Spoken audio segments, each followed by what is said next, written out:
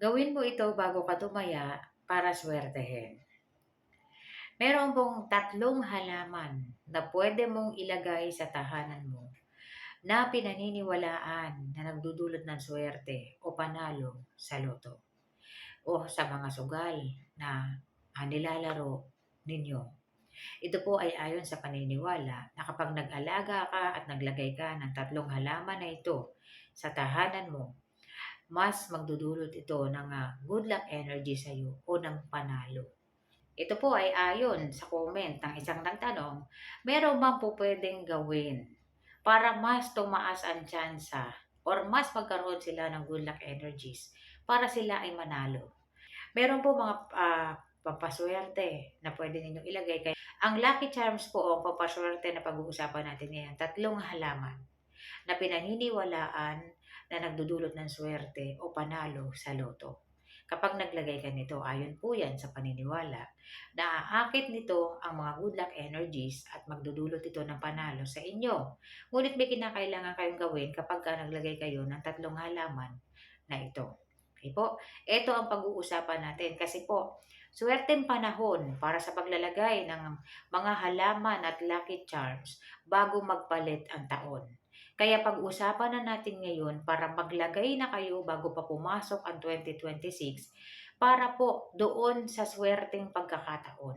Okay? Dahil ito yung panahon na pinakamaswerte na para maglagay ka ng mga lucky charms na kinakailangan mo or mga halaman na magdudulot ng swerte sa iyo. Ito po yung panahon, yung bago magpalit ang taon, ilagay mo na lahat ng gusto mong ilagay na pampaswerte dyan sa tahanan mo para po magdulot talaga yan ng good luck energies sa'yo. Okay po? Kung mahilig ka sa ganitong mga video, huwag kalimutang mag-like, mag-subscribe, at i-share mo na rin para malaman ng iba ang kanilang mga swerte sa buhay.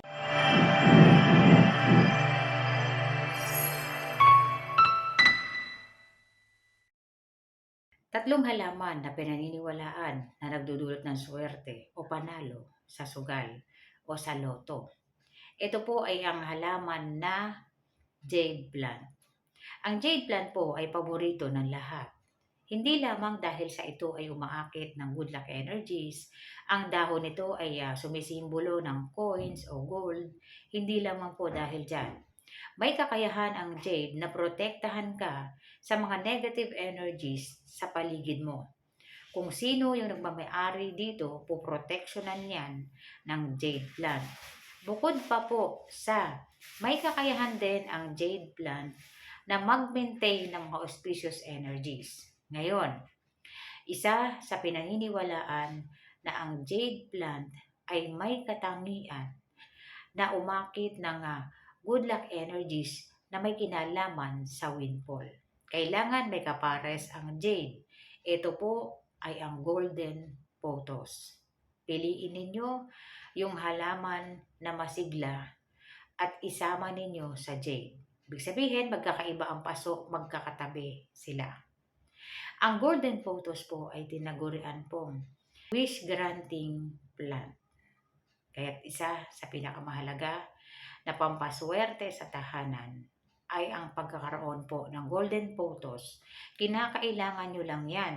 Lagyan ng stick sa gitna at pagapangin pataas yung halaman. Huwag ninyong hayaang gumapang yan pababa. Okay? O sumayad sa sahig.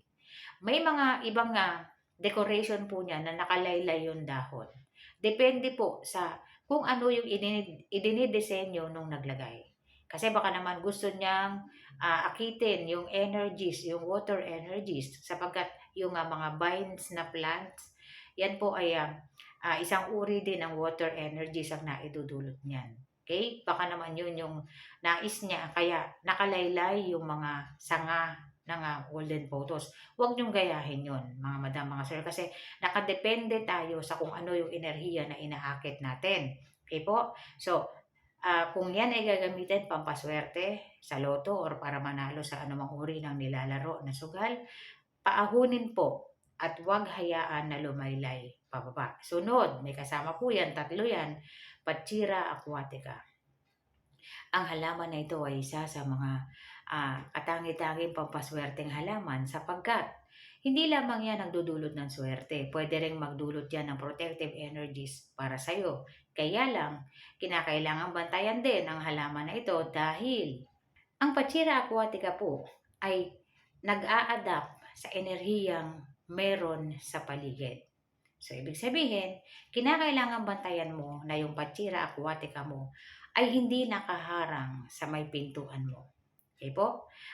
At para makaakit ito ng good luck energies, ilalagay mo lamang ito sa gilid ng pintuan para naman po sa makaakit to ng good luck energies para naman sa pampaswerte sa sugal. Kailangan talian ito ng red ribbon at pagtatabihin silang tatlo, ilalagay sa southeast area. Kailangan po na sa southeast area silang tatlo at titingnan ninyo maigi na walang malalanta sa mga yan. Okay po. Ngayon, kapag may nalanta, ibig sabihin may mga inauspicious energies na naandyan sa area mo at inabsorb yun ng halaman. Okay po. Papalitan mo ito kaagad. Huwag ka mag-alala, pag nalanta, replace mo kaagad. Huwag mong patagalin na umabot pa ng linggo bago mo mapalitan kasi mas dodoble yung inauspicious energies at hindi ito magdudulot na swerte sa iyo. Kaya kung nakikita mo na ito ay lanta, replace mo kaagad-agad. Huwag mong patagalin.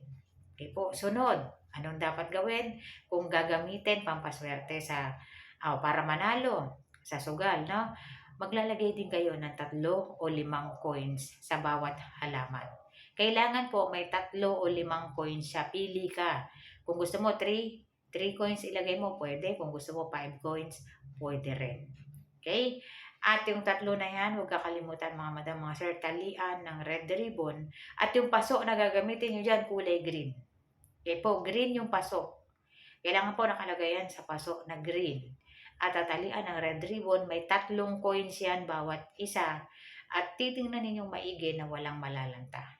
Okay po. Titingnan nyo rin yung Pachira aquatica ninyo dahil yung Pachira aquatica po, dumadahon yan ng 7, 8, 9, ang maswerte na pagkakataon na nagkaroon ka ng ganong karaming dahon ng Pachira aquatica. Dahil ang Pachira aquatica po ay isa sa katangi-tanging money plants na dapat meron tayong lahat. At lagi po natin tatandaan, ang paglalagay ng money plants, ilagay natin yan bago magpalit ang taon. Ngayon, kung meron ka na dyan, tingnan mo na lang na walang lanta dyan para pagpasok ng taon, kung may mga money plants ka naman na dyan sa tahanan mo, nakaayos siya, refresh yung energies niyan. Kailangan po, hindi ninyo nahayaan na naarawan ito ng sobra-sobra na nagdulot ng paghina sa halaman. Inauspicious energies po, yung ganon. Okay po? Ngayon, para naman sa pagtaya, kung tataya ka na bago ka tumaya, mayroon tayong rosemary na halaman. Marami nakakakilala sa rosemary, mga madam. May mga tao po na bago sila tumaya, may rosemary sila sa bulsa. Okay? Yung iba po may bawang sa bulsa, yung iba may laurel sa bulsa, may coin sa bulsa. Depende po. Dito sa ritual na to, rosemary ang kapares. Yan, ng 3 na yan. Yung ibang naglalaro, may rosemary sila na pinatuyo, nilalagay nila sa bulsa. Nagkakat sila ng isang cuttings ng rosemary na medyo mahaba ng konti. Pinatuyo nila yon at yun ang nakalagay sa wallet nila. Bakit po? Ang dahon ng laurel ay for manifestation. Cinnamon ay for wealth, good luck, at prosperity. Ang dahon po ng rosemary ay for protection. Okay po? Sa tuwing tumataya ka, marami kang makakasalubong doon na tumataya din. Lahat sila may kani-kaniyang enerhiya na po pwedeng makaapekto sa enerhiya mo. Sa pagtaya mo pa lang, pwede nang may nagdulot na ng kamalasan sa'yo kaya hindi ka nanalo. Kaya yung ibang mga naglalaro, bukod sa meron silang hamsahan po, pampaswerte ng mga mahihilig maglaro ng sugal. Yan po ang pag nakakita ka ng tao na may ganyang lucky charms, magkapares, hamsahan sa kaliwa at sa kanan, alam mo na yun, naglalaro talaga siya. At alam niya ang ginagawa niya. Ngayon, pwede kang magdala ng mga pangontra na yan at paglalagay po ng rosemary sa bulsa mo at sa tahanan mo, magtanim ka na rin ng rosemary. Makakatulong po yan para po maproteksyonan ka at magdulot ng panalo sa'yo. Okey po, kasi marami sa atin tuloy-tuloy tayo tumataya. Ang, medyo nahihirapan makaakit ng good luck energies, maglagay ka nito. Maglagay ka ng mga pangontra, pampaswerte. Mayroon po tayong pampaswerte sa sugal. May jade ring tayo, may picture ring tayo, may mga hamsahan tayo. Evil eye po, pangontra din yan sa mga inauspicious energies habang kayo ay tumataya at naglalaro. Dahil ang ibang kalaro ninyo, marunong sa mga nagdudulot ng kamalasan para hindi manalo ang iba. May mga ganun po talagang manlalaro. Sapagkat kung minsan sila ay nagbabasa o kaya tatayo sila sa likod mo, ang iba naman sa kanila pwedeng hindi nila alam yan, ang iba naman alam. O sinasadya talaga nilang gawin yon para hindi ka manalo. So, proteksyonan mo yung sarili mo laban sa ganun kasi kung naglalaro ka na, hindi mo naman talaga pwedeng sawayin sila. Kasi pwedeng magdulot pa ng kamalasan sa'yo yun dahil naistorbo ka sa paglalaro mo. Okay po? So, ilan lamang ito sa mga po pwede mong gawin, pwede mo ilagay, mga pangontra na pwede mong gamitin kung talagang naglalaro ka na po. Okay? Hindi po para hikayatin ka na maglaro. Hindi po ganon. Para po, kung talagang naglalaro ka na, magdulot ito ng good luck energy sa'yo at manalo ka. Okay po? Kaya natin tinatalakay kasi swerteng pagkakataon, swerteng panahon para maglagay ng mga pampaswerte bago magpalit ang taon. Maraming salamat po sa panonood. Sa lahat po ng may comment, sa lahat po na gusto magtanong, mag-comment lamang po kayo kapag yan ay aking nakita, yan po ay aking sasagutin. Muli po, Merry Christmas at Advance Happy New Year po sa inyong lahat. At salamat po sa lahat ng sumusuporta. At sa lahat po ng subscribers ko at mga bago na subscribe, maraming salamat po sa inyong lahat.